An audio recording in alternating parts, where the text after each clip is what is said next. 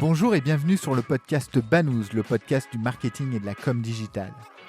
Banous est un podcast sans sponsoring qui ne repose que sur l'intérêt que l'on porte à nos invités. Seul ou à plusieurs, nous essayons d'approfondir avec un invité un sujet digital de manière pratique et totalement agnostique. N'oubliez pas, votre aide nous est précieuse. En likant, en partageant, en mettant 5 étoiles sur iTunes, vous nous aidez à développer ce side project. Bonne écoute. Bonjour Mathieu. Bonjour Laurent. L'inbound s'impose depuis plusieurs années comme un incontournable de la palette du web marketer et spécifiquement en B2B. Il a fait ses preuves en générant des résultats, mais le principal enjeu de cette discipline est de ne pas tomber dans l'ultra-automatisation qui pourrait lasser l'internaute. Face à ce changement de perception, quel est l'avenir des techniques d'inbound marketing ? Pour cela, nous avons la chance de recevoir Jules de HubSpot, avec qui nous allons faire un panorama de cette technique marketing. Bonjour Jules, merci pour ta participation en visio au podcast Banous. Dans cet épisode, on va donc échanger sur l'inbound marketing et on va donc essayer de donner des tips à nos auditeurs. Mais avant ça, est-ce que tu peux te présenter ? Bonjour à tous, merci de me recevoir Laurent et Mathieu. Je m'appelle Jules Pérignon et je travaille chez HubSpot depuis mars 2015. Je suis sales manager chez HubSpot au sein de notre bureau parisien. Est-ce que tu pourrais nous donner une définition de l'inbound marketing ? L'inbound marketing, ça va être une méthodologie qui va vous permettre tout simplement d'amener directement les clients potentiels vers vous, plutôt que de vous contenter à faire de l'outbound marketing, c'est-à-dire promouvoir vos produits, vos services directement auprès d'eux sans nécessairement que ce soit leur volonté. Quelles sont les techniques à mettre en œuvre dans l'inbound marketing ? Est-ce que tu as 2 ou 3 exemples ? Oui. Pour mettre en place de l'inbound marketing, vous allez généralement créer du contenu. C'est probablement le démarrage de l'inbound marketing, puisque pour toucher votre public, c'est la première chose à faire. Vous allez créer par exemple des articles de blog, vous allez peut-être mettre en place des offres de contenu, vous allez le mettre sur vos pages, sur les réseaux sociaux, pour que vous puissiez apporter de la valeur à vos prospects. Et puis après, si vous souhaitez vraiment pousser le truc, si vous souhaitez vraiment pousser votre audience à un niveau plus profond, eh bien, vous pouvez toujours optimiser votre contenu et votre stratégie de référencement pour que justement, ça puisse obliger votre société, votre stratégie à se cibler sur des mots-clés et permettre justement d'apporter une réponse à une question de vos clients pour que vous puissiez justement les aider. Est-ce que l'inbound se contente finalement dans ces techniques de blogging, de création d'articles, etc. ou est-ce que ça couvre un scope un peu plus large que seulement, entre guillemets, la rédaction d'articles positionnés en SEO sur les termes adaptés ? Non, bonne question Mathieu. La méthodologie inbound marketing, vous allez la voir sur 3 niveaux. La première, ça va être pour attirer votre public, donc c'est ce qu'on a dit, la création de contenu en effet. Après, si vous souhaitez interagir avec vos clients, eh bien, vous allez pouvoir incorporer l'inbound marketing dans des méthodologies, par exemple, commerciales. Et vous pouvez également utiliser ces stratégies pour fidéliser vos clients. Et là, ça va plutôt être le jeu du service client pour que vous puissiez, par exemple, vous assurer qu'ils sont ravis et qu'ils vont promouvoir votre marque. Donc, ça peut être, par exemple, l'intégration de chatbots. Vous pouvez mettre en place comment vous appelez ça, des sondages pour pouvoir ou des enquêtes de satisfaction, pour que vous puissiez vous assurer que vos clients soient contents et puissent vous recommander. Donc l'inbound marketing, ça va être, pour retenir un peu le message, ça va être utilisé pour attirer des visiteurs, pour les convertir justement en clients et également ensuite faire en sorte que vous puissiez les fidéliser. Alors, est-ce que l'inbound marketing s'adresse aux entreprises plus B2B ou plus B2C ? L'inbound marketing, ça va plutôt être considéré comme une stratégie qui est pour les entreprises B2B, mais après, si on tient compte du fait qu'on a 83% des consommateurs qui font des recherches en ligne avant justement d'opter pour l'achat d'un produit, je pense qu'il est parfaitement logique que les entreprises aussi B2C puissent tirer parti de la méthodologie inbound marketing pour qu'elles puissent attirer leurs clients de la même façon que le B2B, comme je l'ai expliqué dans la méthodologie, mais également de permettre à leur boîte, à leur société, à leur business de performer aussi bien que possible. En fait, il faut juste se poser la question.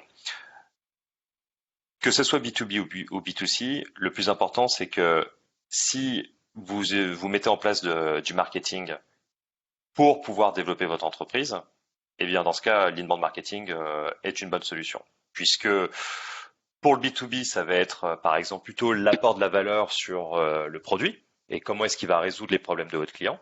Et si vous utilisez la méthodologie de marketing sur le B2B, le B2C, pardon, ça va être plutôt la mise en valeur de votre marque et ce qu'elle va pouvoir représenter pour votre client d'un point de vue émotionnel.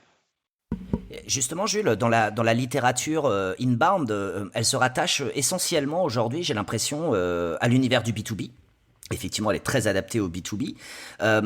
Quels conseils tu pourrais donner à une marque B2C pour concrètement quelles actions elle peut mettre en place, quelles propositions elle peut faire, enfin quelles propositions pardon on peut lui donner pour essayer d'appliquer ces techniques d'inbound B2B dans cet univers B2C. Est-ce que on parle encore d'articles de blog? Est-ce que c'est différent? Est-ce que ça va plus loin? Est-ce qu'il y a des outils différents, etc. Mais sur cet univers B2C où j'ai parfois l'impression que les marques tâtonnent et savent pas trop comment mettre en place leur technique d'inbound B2C. Alors, je vais essayer d'apporter une réponse. Déjà, l'inbound marketing peut bien fonctionner lorsque vous avez un besoin d'éducation. Donc, pour une marque B2C, ça va être un petit peu plus complexe, compte tenu du fait que lorsqu'on met en place une méthodologie d'inbound marketing sur du B2C par rapport à du B2B, ça va être beaucoup plus axé sur l'invocation d'une réponse émotionnelle à un produit ou un service et sur la présentation des avantages que peut proposer votre produit et votre service. Donc, si le contenu est important pour le B2C, je pense que ça peut être sur les réseaux sociaux que ça peut être intelligent de le mettre en place avec un référencement, avec un marketing par email qui vont être probablement les techniques les plus utilisées dans le B2C. Finalement, c'est quoi l'objectif de l'inbound marketing? En fait, l'objectif de l'inbound marketing, c'est de pouvoir attirer les bonnes personnes avec un contenu et des conversations pertinentes qui vont pouvoir justement positionner votre marque ou votre société. Mathieu, je dis marque si je pense à B2C ou votre produit, pour justement permettre à votre audience de se dire ok, j'ai envie d'interagir avec eux parce que ils sont des conseillers de confiance. Ça, c'est la première partie. Ensuite, la deuxième partie, ça va être pouvoir présenter vos idées de solutions, c'est-à-dire j'ai un problème j'ai un problème et je souhaite y trouver une solution. Et dans la méthodologie de marketing, vous allez commencer à y apporter des solutions, par exemple en créant du contenu qui va vous permettre de répondre à ce challenge, à cette problématique, pour que justement vous puissiez permettre à votre prospect d'acheter chez vous, quoi. Comment as-tu vu évoluer le marché de cette discipline qui, à mon sens, était en vogue il y a 4-5 ans, qui commence un petit peu à s'essouffler? Comment vois-tu les choses? Ce que tu viens de dire, c'est exactement ça. L'inbound marketing, moi, je le connais et je le travaille depuis 2015, donc je peux te dire que sur les 5 dernières années, ça a véritablement évolué. Si on revient par exemple à 2015, si aujourd'hui on fait de l'inbound marketing de la même manière qu'on le faisait en 2015, je pense que ça va pas nécessairement fonctionner. Déjà, dans un premier temps, il y a le le principe du référencement, du SEO, parce que il y a 6 ans, 7 ans, il y a 5 ans, enfin, en tout cas avant, un article de blog, il pouvait être facilement référencé, quel que soit le thème, et surtout, vous pouviez rapidement le mettre en première position. Ou au pire, vous le mettiez sur la première page de Google du moment que ça soit dans les 10 premiers résultats de votre page. Maintenant, c'est plus le cas. Donc, qu'est-ce qu'on fait? Ensuite, il y a la deuxième chose qui est importante, c'est qu'aujourd'hui, quand vous utilisez les réseaux sociaux pour faire de l'inbound marketing, il y a une baisse comme on dit en anglais, du reach ou de la portée sur les réseaux sociaux. Parce que LinkedIn, Facebook et tous les autres réseaux sociaux, ils ont réduit la portée de nos messages sur leur plateforme. Et donc du coup, ce qui était encore largement visible à l'époque ne l'est plus nécessairement aujourd'hui. Et ça, c'est juste une décision qui a été prise. C'est les réseaux sociaux, ils ont très bien compris qu'il était plus intéressant pour eux de vendre des contenus sponsorisés. Donc là aussi, c'est un petit peu plus compliqué de faire de l'inbound marketing. Et il y a un troisième élément qui est important, c'est quid de la newsletter. À l'époque, on pouvait utiliser la newsletter il y a 5 ans pour prendre la timeline que tu as donné, Laurent. Imaginons il y a 5 ans, une newsletter, c'était possible qu'elle puisse avoir une vocation pédagogique, alors qu'aujourd'hui, elle va être promotionnelle. Donc aujourd'hui, les entreprises, elles vont soit produire des newsletters pour faire la promotion de leurs produits et leurs services, soit elles le font de façon pédagogique, mais de toute façon, comme il y en a beaucoup qui le font, eh bien, il y a de moins en moins de chances qu'elles soient ouvertes et qu'elles soient lues. Donc, faire de l'inbound marketing de la même manière qu'on l'a fait sur les 5 dernières années, ça ne peut plus tout à fait marcher. Oui, et j'apporte peut-être un quatrième élément sur lequel j'aimerais bien que tu réagisses, Jules. C'est aussi, j'ai l'impression que finalement, à force de proposer du contenu éducation, etc., vers le prospect, il se braque un petit peu aussi. Le comportement du consommateur évolue, et finalement, à force de l'abreuver avec ces contenus-là, il devient aussi méfiant parce qu'il commence un petit peu à comprendre quand même que il y a une finalité de vente derrière, qu'on soit en B2B ou en B2C. Et spécifiquement en B2B, il y a quand même une espèce d'aversion envers le commercial, parce qu'on sait qu'in fine, on rentre dans un tunnel de vente et d'une manière ou d'une autre, on va être ciblé ou quelque chose. Comment tu vois, est-ce qu'il y a une évolution du comportement du prospect sur ces dernières années et qu'est-ce qu'elle entraîne, cette évolution du comportement? Alors, je comprends le point, et c'est vrai que si on s'en cantonne uniquement sur la création de contenu, comme on le définit simplement sur l'inbound marketing, bon, oui, c'est vrai que ça peut. Je pourrais comprendre si un spécialiste savvy de l'autre côté, il se dit ah, ils essayent de, ça y est, ils essayent de m'emmener dans leur tunnel de conversion. Après, je pense fondamentalement que le contenu reste quand même roi, compte tenu du fait que ça vous permet d'éduquer votre prospect. Parce qu'aujourd'hui, moi, quand je vais par exemple acheter un produit, je sais pas si c'est le cas pour vous, mais je vais vous donner un exemple très concret sur le B2C. Moi, si je vais chez un vendeur, par exemple comme la Fnac, que je veux m'acheter une télé, et là je suis dans le B2C, hein, Mathieu. Moi, 80% des résultats des clients, des consommateurs, enfin je dirais même 75% des consommateurs, si je me rappelle de la donnée, ils savent déjà ce qu'ils veulent acheter avant même de prendre une décision d'achat. Et la raison pour laquelle ils savent déjà ce qu'ils veulent acheter, c'est parce qu'il y a eu le contenu qui a été fait. Donc ce contenu peut aider à prendre une décision, peut aider à trouver une solution. S'il est vu, si des mécaniques de protection sont faites, eh bien je pense que dans ce cas, l'inbound marketing, le persona n'est peut-être pas, ne peut pas fonctionner pour eux. Maintenant, j'ai d'autres idées que je peux vous soumettre pour faire évoluer le marketing. C'est que évidemment que la création de contenu ne suffit pas. Aujourd'hui, on va travailler sur des nouveautés comme par exemple le chatbot, l'intelligence artificielle. On va faire du marketing vidéo. On va faire du marketing automation alimenté par l'intelligence artificielle. C'est un petit peu plus que simplement créer du contenu comme on pouvait le voir il y a 5 ans. Pour toi, c'est quoi les clés de succès pour ce type de stratégie? Je pense que le plus important, c'est lorsque vous mettez en place une stratégie inbound marketing, il faut que vous puissiez visualiser dans un premier temps le résultat idéal que vous souhaitez avoir.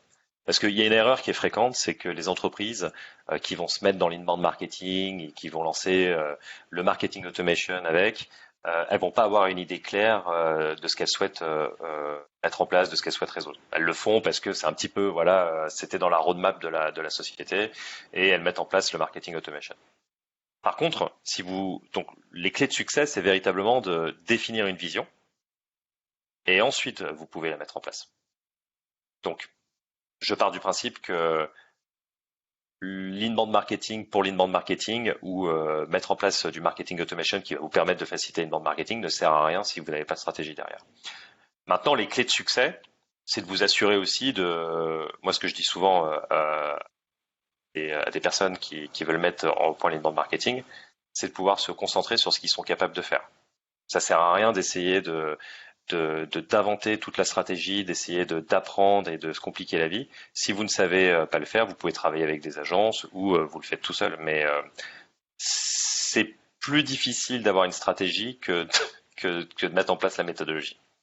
Et du coup, pour rebondir sur ce que tu dis, Jules, j'ai l'impression que l'inbound, c'est une discipline finalement qui est une espèce de catalyseur de compétences de marketing, puisqu'on parle d'email, on parle d'automation, c'est des compétences qui sont très spécifiques.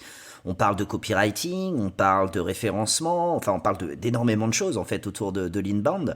Donc effectivement, la capacité de la marque à pouvoir vraiment mettre en œuvre ce qu'elle veut, elle dépend aussi de ta capacité à pouvoir disposer de ses ressources en interne et de ses compétences en interne. Oui, c'est mieux, mais vous n'avez pas besoin d'être un expert pour mettre en place une méthodologie inbound marketing. En fait, il faut tout simplement vous prenez une plateforme quelle qu'elle soit qui va être en général conçue pour que vous puissiez mettre en automatisation toute votre création de contenu. Après, si bien sûr c'est difficile pour un marketeur de créer du contenu, oui, ça peut être compliqué, ouais. Et dans ce cas, il vaudrait mieux se faire aider d'une personne qui sache le faire. Ok, donc finalement, la création de contenu peut être complexe, mais la distribution, de par les outils qui sont disponibles aujourd'hui sur le marché, est plutôt largement facilitée. Exactement. Exactement. Bah, moi, personnellement, je peux vous dire, si mon job c'était d'écrire 3-4 contenus de 800 mots sur un mois, je sais pas, moi, personnellement, je ne saurais pas trop faire, mais il y en a qui savent très très bien faire. Jules, je voudrais aussi évoquer avec toi l'avenir de l'inbound. Pourquoi? Parce que je prends un exemple très concret. Pendant le confinement, on a été notamment abreuvé de webinars. Bon, les marques se sont réinventées. Je parle vraiment du B2B. On a eu une espèce d'overdose du webinar au sens très très large, du e-book téléchargeable, de tout ce qui est ligne magnet au sens large. Et c'était un peu ça que j'évoquais tout à l'heure sur un peu le rejet du prospect, où on sent qu'on est déjà dans un tunnel de vente. Quelles sont les techniques à venir qui commencent à se mettre en place? Tu as évoqué le chatbot. Est-ce qu'il y en a d'autres qui vont permettre effectivement de renouveler un petit peu et de changer un peu les habitudes du traditionnel article, e-book, webinar, etc., etc. Est-ce qu'il y a d'autres manières de propulser ces contenus vers son prospect qui commence à se dessiner sur le marché? Ouais, bien sûr. Bah, comme on l'a dit, hein, le l'inbound marketing, de la façon dont il était pratiqué il y a 5 ans, ne peut plus trop être pratiqué de cette façon. On a parlé de référencement, on a parlé de la baisse de portée des réseaux sociaux, on a parlé de la démocratisation de la newsletter. Moi, je pense que le marketing doit vraiment être repensé et doit être abordé sur un nouvel angle. En fait, l'objectif, c'est de plus utiliser la création de contenu, parce qu'on en parle beaucoup pendant ce podcast du contenu, mais c'est plus de vraiment l'utiliser sur tous les canaux et d'exploiter sur tous les médias. L'objectif, c'est que vous puissiez différencier votre stratégie. Déjà en étant patient, parce que il y a aujourd'hui, quand on met en place de l'inbound marketing, on le fait dans un paysage où le contenu est vachement encombré. Et donc du coup, vous pouvez pas tout simplement commencer à bloguer et puis ensuite dire que l'inbound marketing ça fonctionne pas parce que vous avez mis ça en place il y a un mois et vous n'avez pas encore eu de clients. Mais ça veut pas dire que ça va pas marcher. Il faut tout simplement être patient, d'accord? Donc l'inbound marketing, quand vous le pratiquez régulièrement, c'est pas très compliqué, mais ça fonctionne au bout d'un certain moment, le temps que vous mettez en place votre stratégie. Maintenant, votre public, il va être beaucoup plus adepte de nouvelles technologies. C'est vrai que j'ai parlé des chatbots. Il y a également le chatbot, vous l'utilisez, vous, le chatbot ou pas? En tant qu'utilisateur, ça m'est déjà arrivé. D'ailleurs, j'ai vu une vidéo sur LinkedIn tout à l'heure d'un outil d'une personne, je crois qu'on avait reçu sur le podcast, Laurent, il me semble, bref, qui était dans une aide au recrutement que j'ai trouvé assez bluffant. Après, en tant qu'utilisateur, ça m'est arrivé d'avoir des expériences avec des chatbots pas forcément hyper satisfaisantes tout le temps. Après, à titre de l'autre côté de la barrière, je l'utilise pas sur les sites que je drive. Ouais, moi j'étais un petit peu réticent il y a 3-4 ans, pour être tout à fait honnête avec vous, parce que je me disais que Manon, sur un opérateur téléphonique, elle allait pas répondre nécessairement à mes questions. Les trois techniques, pour moi, qui sont les plus à la mode pour mettre en place de l'inbound marketing, bah vous avez le chatbot, on en parle, mais surtout le chatbot qui va être alimenté par une intelligence artificielle qui puisse être bien bien poussée. Et je pense qu'aujourd'hui, avec l'intelligence artificielle et le machine learning, les chatbots, eh ben, ils vont être de plus en plus sophistiqués, puis ils vont même, j'ai presque envie de dire, l'avenir, c'est le chatbot qui a de l'empathie. Parce que aujourd'hui, vous allez commencer à voir l'apparition de chatbots qui peuvent imiter certains aspects du comportement humain et gérer des requêtes qui vont être de plus en plus complexes. Par exemple, la recommandation d'un produit. Et il y a certains éléments du CRM ou d'un outil de service client qui sont devenus justement beaucoup plus efficaces grâce à ce type de nouvelles technologies. Et je pense qu'au fur et à mesure que les chatbots vont être implémentés et vont continuer d'évoluer, eh ben, il y aura de plus en plus de marques et d'entreprises qui mettront en œuvre, je pense, un chatbot sur la page Facebook et sur leur site web. D'ailleurs, à ce propos, il y a WhatsApp, il y a 1 an et demi, qui avait ouvert son API pour mettre en place du marketing automation sur WhatsApp. Et il y a de plus en plus de marques aujourd'hui qui se mettent dessus. Donc, je pense que les chatbots plus l'instantanéité de l'information va permettre d'avoir des nouvelles expériences clients qui vont être assez intéressantes. Je parle que du chatbot, hein, mais vous avez également la vidéo qui est pour moi un des plus sexy à mettre en place. Et vous avez aussi le marketing automation qui va être alimenté par l'intelligence artificielle. Voilà, c'est les trois éléments. Justement, tu m'amènes à ma prochaine question concernant l'audio et la vidéo spécifiquement. Quelle est la place de ces channels dans l'inbound marketing? Moi, je pense que la vidéo, c'est l'outil à utiliser aujourd'hui. Alors, que ce soit pour le marketing, hein, mais que ce soit aussi hors marketing. Si je prends l'exemple, je vais essayer de le découper en deux. Si je prends l'exemple du marketing, donc c'est-à-dire utiliser la vidéo marketing, comme on dit. Ça, ça va être la principale tendance de l'inbound marketing sur les années à venir. Pourquoi? Parce que HubSpot avait fait un sondage, on avait, je crois, sondé plus de 3000 clients, et aujourd'hui, et dans cette question-là, on leur demandait les entreprises que vous aimez bien, les entreprises que vous suivez, qu'est-ce que vous aimeriez qu'elles mettent en place? Et la vidéo, c'est ce qui a obtenu le classement le plus élevé dans leurs préférences, et le classement le moins élevé, c'était quoi? C'était le PDF.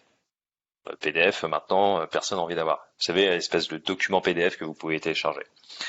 Donc, si 90% des clients déclarent que la vidéo peuvent les aider à prendre une décision d'achat, eh bien, je pense que la vidéo, ça peut être un super outil pour vous, pour toutes les sociétés, de la mettre en place dans une page de destination, plutôt qu'à l'époque, comme on parlait d'inbound marketing de l'époque, de mettre une offre en PDF. Ça, c'est pour la vidéo, mais je pense aussi que la vidéo va être aussi un nouvel outil en général. Moi, c'est depuis le confinement en mars. À l'époque, on pouvait faire du face-to-face, on pouvait, c'est-à-dire de rencontrer des prospects en présentiel. On était confinés, comme l'a dit Mathieu, et la vidéo aujourd'hui est devenue un outil indispensable pour travailler. Les outils collaboratifs sont de plus en plus utilisés avec la vidéo, par exemple pour former des équipes, pour faire du e-learning en vidéo. Vous allez pouvoir utiliser ça, vous allez pouvoir faire du recrutement vidéo. Donc fondamentalement, pour moi, la vidéo, je pense que c'est vraiment l'outil qui permet d'attirer soit des talents, soit des clients, et plus encore. Merci Jules, où est-ce qu'on peut te suivre tout simplement? Sur LinkedIn et profiter de certains posts que je mets sur LinkedIn, même si les plateformes ont décidé de faire baisser la portée. Merci beaucoup Jules. Merci beaucoup. Merci d'avoir écouté cet épisode de Banous. N'oubliez pas, votre aide nous est précieuse. En likant, en partageant, en mettant 5 étoiles sur iTunes, vous nous aidez à développer ce side project. Et retrouvez-nous sur le site banous.com, banous, B-A-2-N-O-U-Z-E.com. À bientôt.